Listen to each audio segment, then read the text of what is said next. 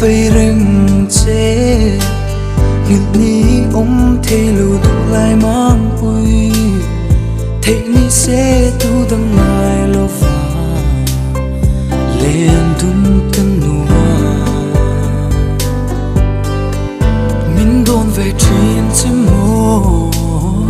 mang ngày mình mối tê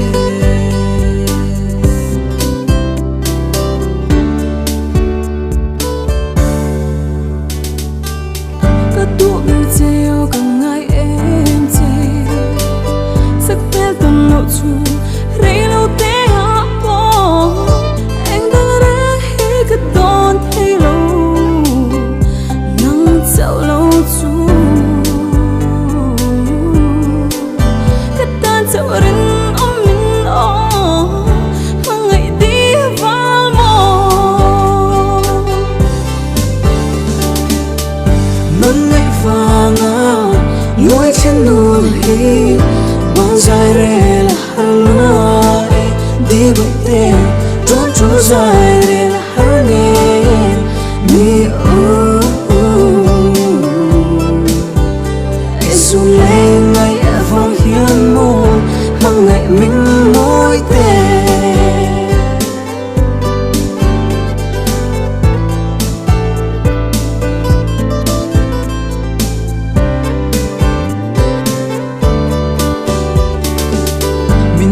sẽ dần lên dung tên đi du ngã yên cất thảm nên ruột gì ngà mình thêm thiam rèn cất tung xì lô cất đi lô chú ít tan châu cất la nè ô mang ngày na rin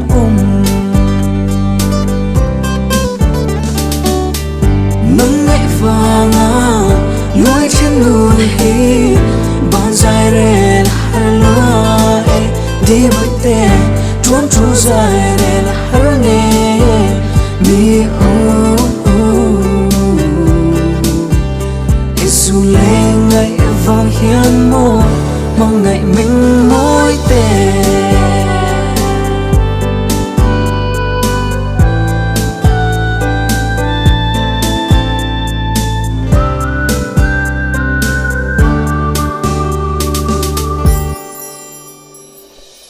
cần cả đặt mel mà lung mùa sáng lung tu sắm mong chân nàn đốt tu ăn dầm mà sẽ ra em ngon sẽ lăng ô đủ lại vang mồ suốt tin cần ta em ní có em về nghe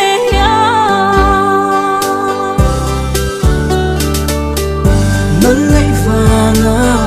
nuôi trên núi ban dài rê là halua đi bởi tên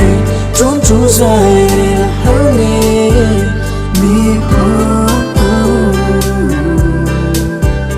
Giêsu lên ngày vang hiên môn mang ngày mình mối tên Giêsu lên ngày vang hiên môn mang ngày mình mối tên